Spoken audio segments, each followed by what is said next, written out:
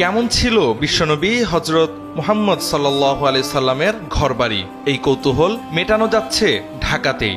ধানমন্ডির লেকের পাড়ে দেখা যাচ্ছে মহানবীর ঘর, আসবাবপত্র, তাঁবু ও মসজিদ। কাঁচামাটির দেয়াল, খেজুর পাতার ছাউনি, কূপ, বাঁশের সিঁড়ি এবং প্রাচীনকালের নিত্য ব্যবহার্য সামগ্রী ব্যবহার করে তৈরি হয়েছে 1400 বছর আগের জীবন্ত আরব। দর্শনার্থীরা ফিরে যেতে পারছেন নববী যুগের সেই মহিমান্বিত সময়ে। ঢাকার ব্যস্ত জীবনের মাঝখানে এক টুকরো নববী ইতিহাস জীবন্ত হয়ে উঠেছে ধানমন্ডি লেকপাড়ে। মসজিদুত তাকওয়ায় চলছে 3 দিন ব্যাপী ব্যতিক্রমী আয়োজন সিরাত উৎসব। বইয়ের পাতা বা ধর্মীয় বক্তৃতার গণ্ডি ছাড়িয়ে দর্শনার্থীরা দেখতে পাচ্ছেন 1400 বছর আগের আরব সমাজ ও রাসূলুল্লাহ সাল্লাল্লাহু আলাইহি সাল্লামের যুগের জীবনের বাস্তব প্রতিচ্ছবি। বিশেষ আকর্ষণ হিসেবে রাখা হয়েছে ফাতেমা রাদিয়াল্লাহু তাআলা আনহা এর ঘরের আদলে নির্মিত একটি কক্ষ, যা সরলতা আর পরিমিত জীবনের এক অনন্য নিদর্শন হিসেবে উপস্থাপিত। পাশাপাশি রয়েছে আম্মাজান আয়েশা রাদিয়াল্লাহু তাআলা আনহা সহ উম্মুল মুমিনিনদের ঘর, যা মাটির দেয়াল ও প্রাকৃতিক উপাদানে তৈরি করে তুলে ধরা হয়েছে নবীজির জীবনের আত্মিক অধ্যায়। প্রদর্শনীতে দর্শনার্থীদের চোখ পড়বে নবীজির মেম্বারের আদলে নির্মিত একটি স্থাপনা, যা স্মরণ করিয়ে দেয় ইসলামী দাওয়াত ও রাষ্ট্র গঠনের সূচনা লগ্নকে। সবচেয়ে বড় বিষয় হচ্ছে এসব কিছু বানানো হয়েছে হাদিসের ভাষ্য অনুযায়ী।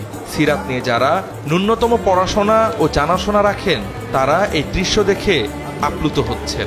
এবার একটি নতুন ইভেন্ট যুক্ত হয়েছে, এটার নাম আমরা দেখেছি চোখে দেখা নবীজির সিরাত। সিরাতের অনেক বর্ণনা আমরা পাই কিতাবের ভাষায়, কিতাবের পাতায়।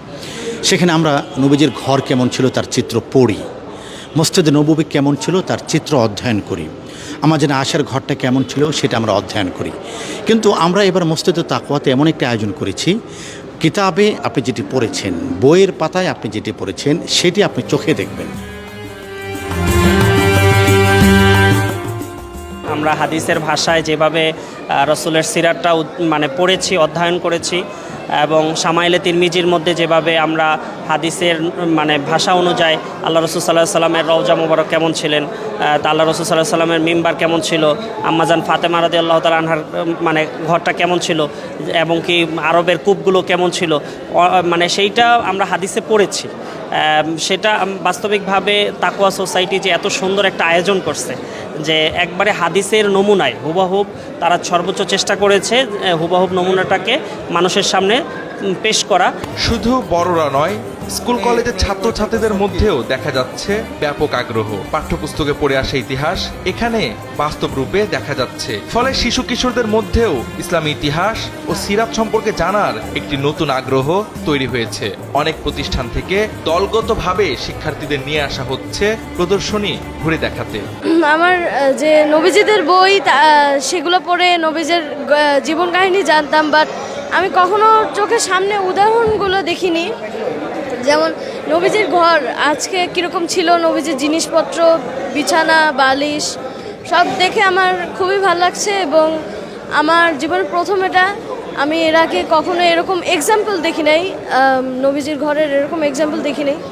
সব মিলে আমার খুবই ভালো লাগছে।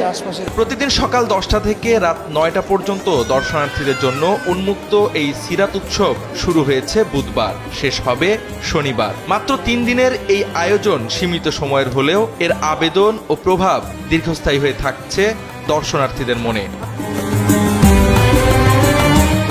এই সিরাত উৎসব আয়োজনের মূল বার্তা হলো নবীজির সিরাত কেবল ইতিহাস নয়, এটি হলো জীবনের পথ নির্দেশ। প্রতিটি মানুষ তার জীবনে এই আদর্শকে ধারণ ও অনুসরণ করলেই সমাজে ফিরে আসবে সেই শান্তি, সেই মানবতা, যা প্রিয় নবী প্রতিষ্ঠা করে গেছেন 1400 বছর আগেও।